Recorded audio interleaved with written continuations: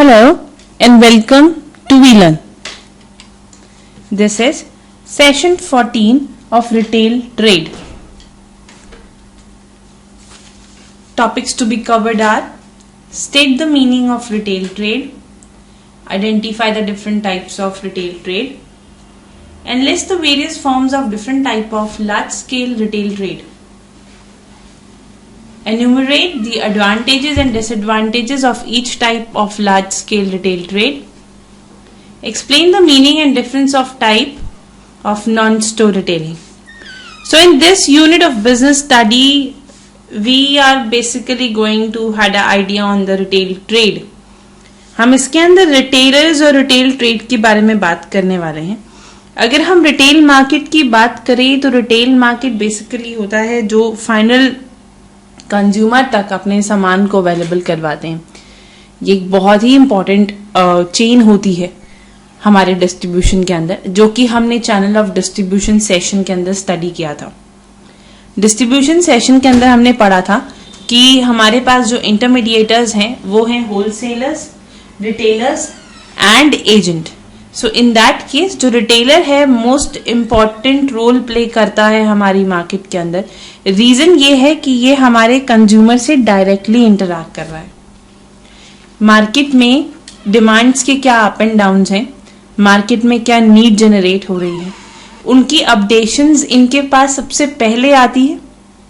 They get the idea about whole market. Whole market का idea भी यही सबसे पहले जनरेट करते हैं. सो रिटेलर की अगर बात करें, जैसा कि हमने अभी समझा, it's a last link in the chain of intermediaries.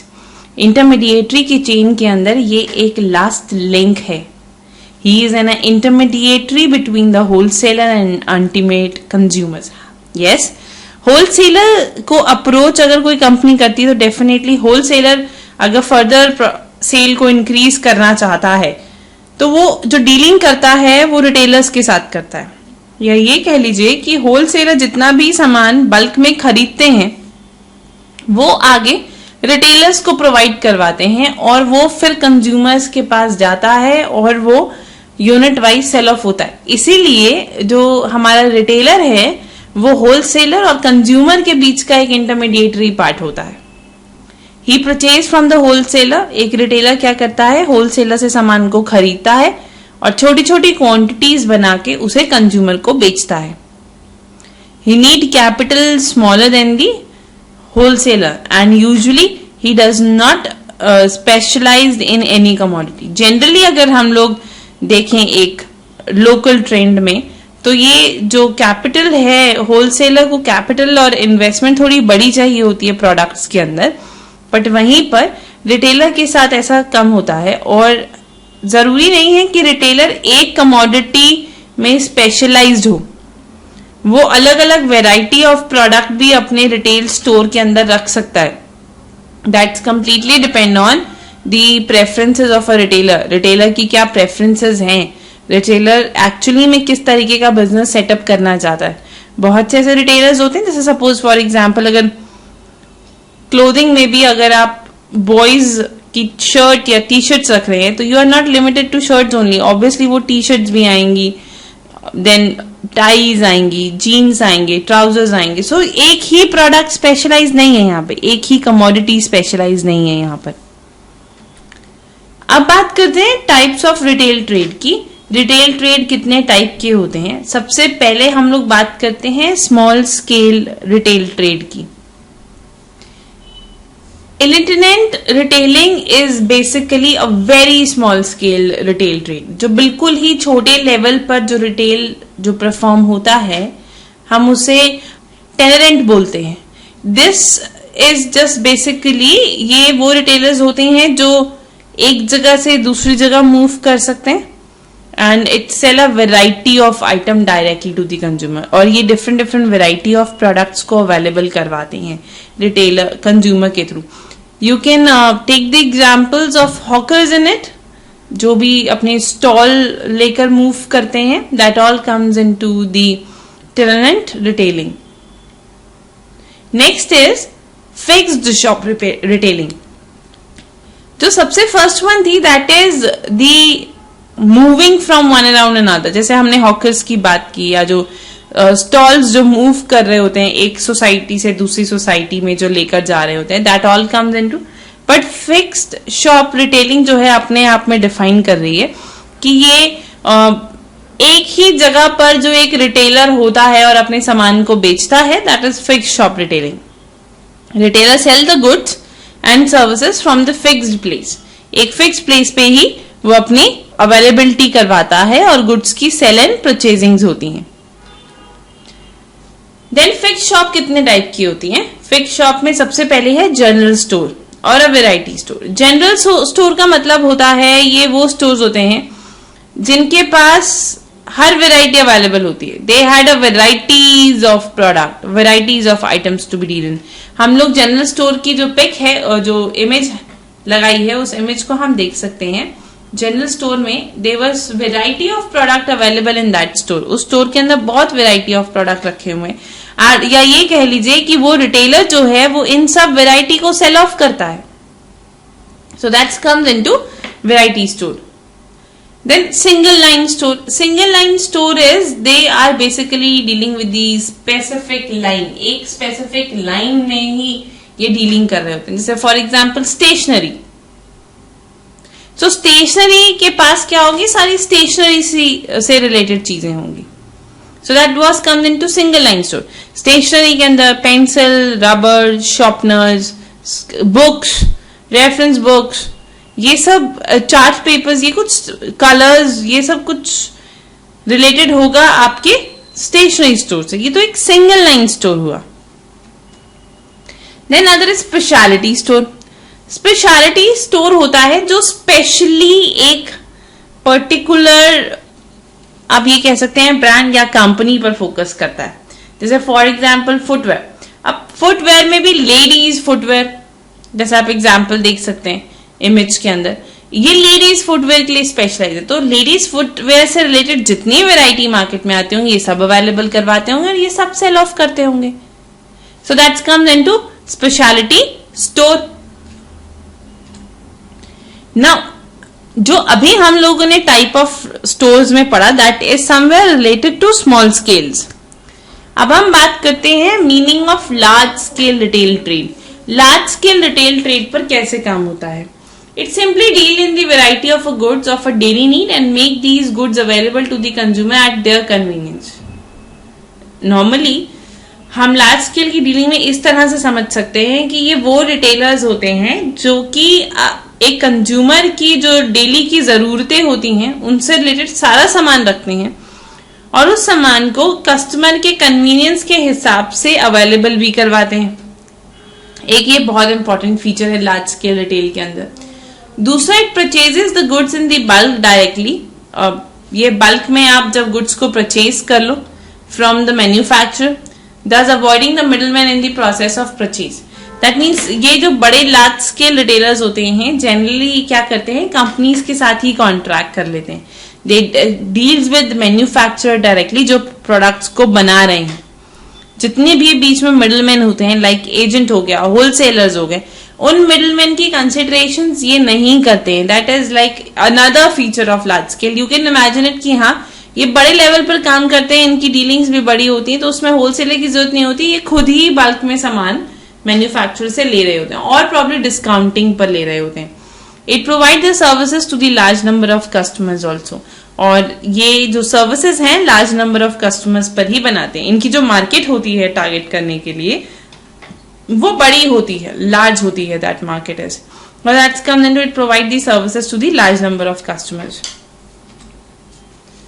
Then the size of a shop stores is comparatively bigger than the local retail shop. जैसे अभी हम लोगों ने इमेजेस में छोटी छोटी जो लोकल रिटेल शॉप्स देखी, उनके कंपैरेटिवली इनका साइज और इनकी जो वैरायटी ऑफ प्रोडक्ट और इनकी जो कैपेसिटीज होती हैं वो बड़ी होती है। दैट्स वेरी ट्रू, बिकॉज हम लार्ज स्केल में बात कर रहे हैं, बड़े लेवल पर एक रिटेल स्टोर आ रहा है और उसकी प्रैक्टिसेस हो रही है, तो definitely it's related to like investing more, working more, पैसा ज्यादा लगा रहे हैं वो लोग। एट द सेम टाइम अगर ज्यादा पैसा लगा रहे हैं तो उसी हिसाब से वो फर्दर उसकी डीलिंग्स भी कर रहे हैं, उसको सेल करने की कोशिश भी करेंगे। यही हमारा नेक्स्ट पॉइंट है कि it requires a huge capital investment to start. एक इनको स्टार्ट करने के लिए बड़ी कैपिटल की जरूरत होती है और उनके बिजनेस को शुरू करने के लिए भी बड़ी कैपिटल की जरूरत होती है। It generally sells the goods to the consumers on the cash basis.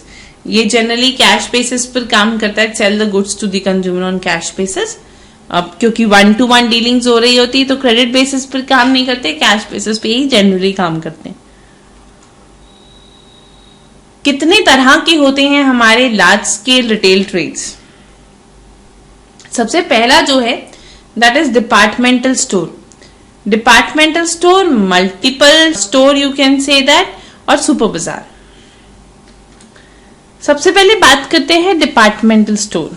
Departmental stores basically वो होते हैं जो कि हर एक जो एक पर्टिकुलर टाइप ऑफ गुड्स के अंदर डील करने वाली कंपनीज होती हैं, वो अपनी छोटे छोटे स्टोर्स जो हैं वो एक ही बड़े हब में क्रिएट कर लेती हैं। That is departmental store. हम बोल सकते हैं generally located at main commercial centre of a city. City का जो मेन सेंट्रल एरिया होता है या टाउन का जो एक मेन सेंट्रल पॉइंट होता है, ये उस पर क्रिएट किए जाते हैं। They basically to buy the good as per their convenience. वो अपनी सोसाइटी की और जिस भी सिटी के सेंट्रल या टाउन की सेंट्रल पर वो बनाए, उसकी रिक्वायरमेंट और उसकी कन्वीनियंस के हिसाब से वो ये काम करते हैं। And yes, the size of a store is very large and divided into many department और काउंटर्स। जैसा मैंने आपको बताया कि इसमें क्या होता है कि एक बड़े से लार्ज एरिया के अंदर हर एक की छोटे छोटे काउंटर्स बने हुए होते हैं। सो दैट ऑल दैट जो काउंटर्स जो बने होते हैं हर एक रिप्रेजेंटेटिव्स के, तो वो अपने आप में स्पेशलाइज होते हैं। That comes into departmental stores. So each department deal with the particular type of goods and management and control of all the department is centralized. पर जो मैनेजमेंट होती है या उसकी जो कंट्रोलिंग पावर होती है वो दोनों ही क्या होती है? सेंट्रलाइज्ड होती है। मतलब सेंट्रलाइज में you can say that it's one centre point. And facilities like restaurant facility हो गया, रेस्ट रूम हो गए, टेलीफोन फैसिलिटी, एटीएम फैसिलिटीज, ये सब फैसिलिटीज वहां पर अवेलेबल करवाई जाती हैं। These store allow the consumer to buy the goods against the credit card also. ऐसा नहीं है कि ये सिर्फ कैश में लेते हैं वर्किंग को, ये अपने क्रेडिट कार्ड वर्किंग्स पर भी काम करते हैं।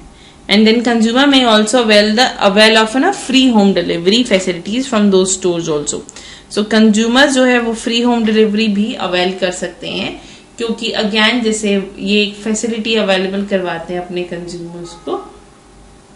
सो कंज्यूमर्स को फ्री होम डिलीवरी भी एक तरीके की फैसिलिटीज ही है। बेनिफिट क्या होते हैं इसके? सबसे पहले तो convenience of shopping, wide choice of product are there, economy of large scale purchase and sale was there, mutual advertisement and efficient management.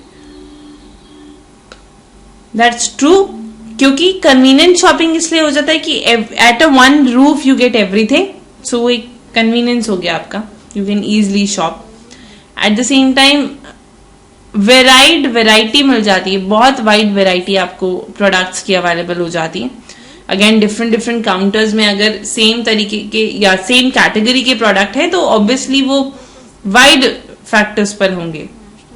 Then economy of a large scale purchase and sales also. जो purchasing and selling होती हैं वो बहुत बड़ी होती हैं और उनकी आगे जो सेलिंग होती है वो भी इसी तरीके से परफॉर्म की जाती है। Then other mutual advertisements, then efficient management. What is the limitation of departmental store? The very first is heavy investment, क्योंकि ये बहुत इंपॉर्टेंट है। अगेन जब हम लार्ज इन्वेस्टमेंट रिटेलर्स की बात करते हैं या लार्ज स्टोर रिटेलर्स की बात करते हैं तो ऑटोमेटिकली ये क्या है? ये एक हैवी इन्वेस्टमेंट है उनके लिए। सो अब लार्ज लेवल पर काम कर रहे हैं तो बड़ी इन्वेस्टमेंट और तो चाहिए। So that's all comes into the heavy investment. Then other is distance from the residential areas.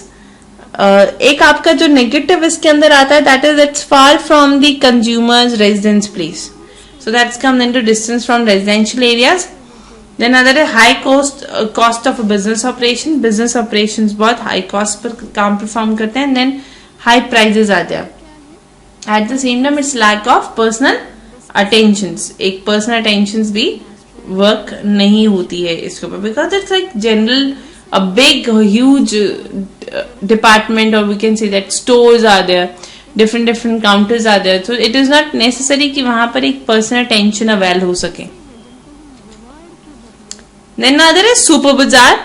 Super Bazaar is basically a large scale consumer cooperative store. Now these are all cooperative stores. ये वो stores होते हैं जो एक corporation से बने होते हैं, बहुत बड़े स्केल पर बने होते हैं. Again they were selling a variety of product like food items, vegetable, fruit, groceries, durable consumer goods, all under one roof. एक ही रूफ के अंदर ये सारे प्रोडक्ट्स को अवेलेबल करवा रहे होते हैं. And that's come into supermarket. So like the features in it are, the stores are set up in form of cooperative society. एक cooperative society की तरह इसको बनाया जाता है. And it is generally located and also established in their branches near the residential location. That is the another point कि residential location के पास इनकी availability होती है. ये centralized होते हैं, localized होते हैं.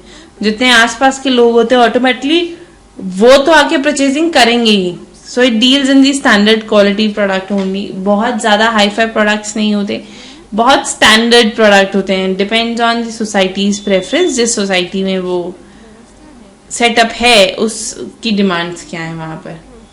At the same time this store are managed by educated members of cooperative society. So जितने भी एजुकेटेड मेंबर्स होते हैं, कंसीडरेबल मेंबर्स होते हैं हमारी सोसाइटी के, वो सब इसको टेक केयर करते हैं and they elect all those cooperative societies. So these are few features of Super Bazaar. Super Bazaar के advantages क्या क्या होते हैं? Again, variety of goods are available. बहुत variety available होती है. It specify the quality goods, that is again 1-to-1 आप purchasing कर रहे हो, so automatically quality of goods तो maintain होगा. And then low prices are there. ज़्यादा एक्सपेंडिचर नहीं होता है कंज्यूमर की साइड से. लो ऑपरेशनल कॉस्ट, बहुत ज़्यादा कॉस्ट नहीं बेयर करना पड़ता ऑपरेशनल एक्टिविटीज़ को करते हुए. And at the same time freedom of selection. The retailers are free to select those product. वो कौन से प्रोडक्ट की अवेलेबिलिटी करवाना चाहते हैं उसके लिए दे वर फ्री. सुपर बाजार की लिमिटेशंस क्या होती हैं? It's deal with the heavy investment. That is the one of the drawback also. But yes, at the same time another is lack of insufficient management. Management are not so efficient. अगर वो efficient नहीं है तो वो सही से work नहीं कर पाएगी. So lack of efficient management and no credit facility. किसी तरीके की credit facilities provide नहीं करवाई जाती है. So next is multiple shop. Multiple shop is again जहां पर बिग मैन्युफैक्चरर्स जो है अपने प्रोडक्ट को अवेलेबल करवाते हैं. They were under which consumers are approached by the big manufacturer and they by setting up the shops near consumers और customers. So multiple shops हम बेसिकली ये बोल सकते हैं कि जहां पर कंज्यूमर को हर तरीके का प्रोडक्ट अवेलेबल करवाया जाता है बड़े बड़े मैन्युफैक्चरर्स के थ्रू. इसके कुछ फीचर्स होते हैं जैसे कि same management and ownership. These shops are operated at a different place near the customers. Customer की जो मेन एरियाज होते हैं उसको ध्यान में रखते हुए वहां पर अवेलेबिलिटीज करवाई जाती हैं. All shops are decorated in the same manner. जितनी भी शॉप्स होती हैं वो सेम उसी तरीके से डेकोर करवाई जाती हैं, उसी तरीके से उनकी वर्किंग्स ली जाती हैं. Multiple shops deal in the similar type of goods also, mostly of everyday use. तो जितनी भी मल्टीपल शॉप्स होती हैं वो डिफरेंट तरीके के गुड्स में डील कर रही होती है. जैसे आप शूज हो गए, टेक्सटाइल हो गया, वॉचेज हो गए, ऑटोमोबाइल हो गए, ये इनकी डिफरेंट वेराइटीज में काम कर रहे होते हैं. And they were like large manufacturers, तो इनके पास वेराइटी भी होती है, इजिली अवेलेबल भी करवा सकते हैं और राइट प्रैक्टिसेस भी होती हैं. Advantages of multiple shoppers, easy identification, पहचानी जाती है, बड़ी शॉप्स होती हैं, हर तरीके की वैरायटी अवेलेबल होती हैं. Elimination of middleman, because again ये हो सकता है कि मैन्युफैक्चरर्स के साथ डील करते हैं, खुद ही मैन्युफैक्चरर्स होकर अपने रिटेल स्टोर में डील करवा रहे हो. So that's come into elimination of middleman. Then economy of large scale is also one part. Like economy is performed in a very well manner, that is economy of large scale. Then low price is simply related to get the idea that yes, यहाँ पर जो product है because directly manufacturer से आ रहे हैं तो कोई middleman है नहीं, जिस वजह से उसके price भी low होते हैं. Then there is no bad debts, किसी तरीके के bad debts available नहीं होते. Then public confidence was there and the convenient location is there. Limitations होती हैं like limited choices. Again variety of product रखे जाते हैं, पर जरूरी नहीं है कि उस वेराइटी की भी सब वेराइटीज अवेलेबल हों या उस एक प्रोडक्ट की बहुत सारे प्रोडक्ट्स अवेलेबल हों. सिंगल अवेलेबिलिटीज भी हो सकती हैं. So there may be a limited choices. Then no credit facility, किसी तरीके की क्रेडिट फैसिलिटी प्रोवाइड ही नहीं करवाई जाती है. Then there is no bargaining, किसी तरीके की बार्गेन भी नहीं अलाउ करते. And lack of initiatives, that is like जो भी product manufacturers बना रहा है आप उसको available करवा रहे हो. So that's come into lack of initiatives. Then other is malls. Malls are basically building with many shops. बहुत सारी जो shop होती हैं sell different products of consumers, different product of consumers available हो जाते हैं. So there was a difference between department store and malls.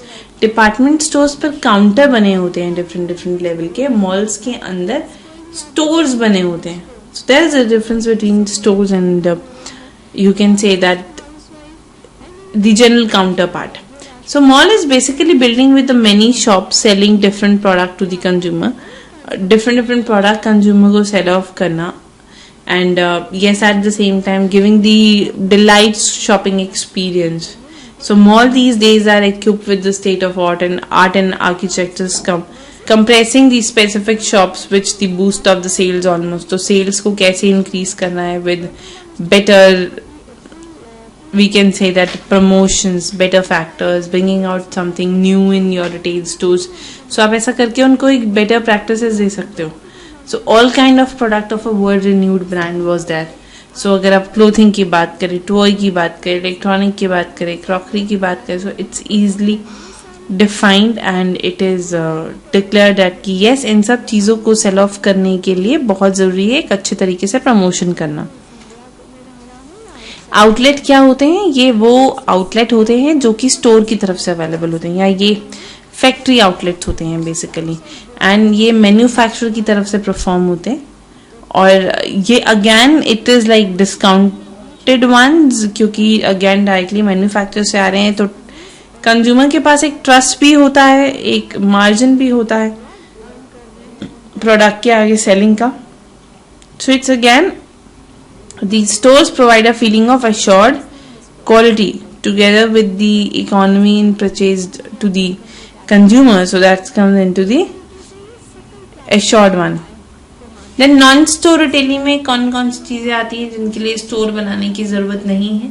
So non store में सबसे पहले आती है mail order. Mail order is जहाँ पे ईमेल्स के थ्रू मैसेज को कन्वे किया जाता है, बताया जाता है. That's all comes into email through. Then other is teleshopping. Teleshopping is completely there when you work on telephone. जब आप किसी भी तरीके का काम जो है, किसी भी तरीके की डीलिंग्स जो है वो टेलीफोन में करना है, that's completely related to tele marketing.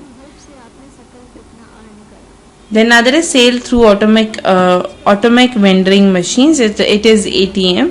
तो जब आप ATM के थ्रू किसी भी तरीके की सेलिंग कर रहे होते हैं, लाइक विड्रॉल सेंड करना, बैंक से पैसे निकालना, again that is all activity can be perform through ATM also. Then other is the internet shopping. Internet shopping is आप इंटरनेट के थ्रू भी वर्किंग कर सकते हो. So internet shopping. So yes, there are few questions which you have to do it by yourself. The first is explain the advantages and limitations of internet shopping of consumers. Then sell of goods through automatic vending machines in the system of retailing that offers a number of advantages to the sellers and buyers. Discuss this line and what is meant by the internet retailing. Internet retailing is online retailing जो कि हम study करते हैं. So that's all comes into this session. So thank you so much. Happy learning. We learn.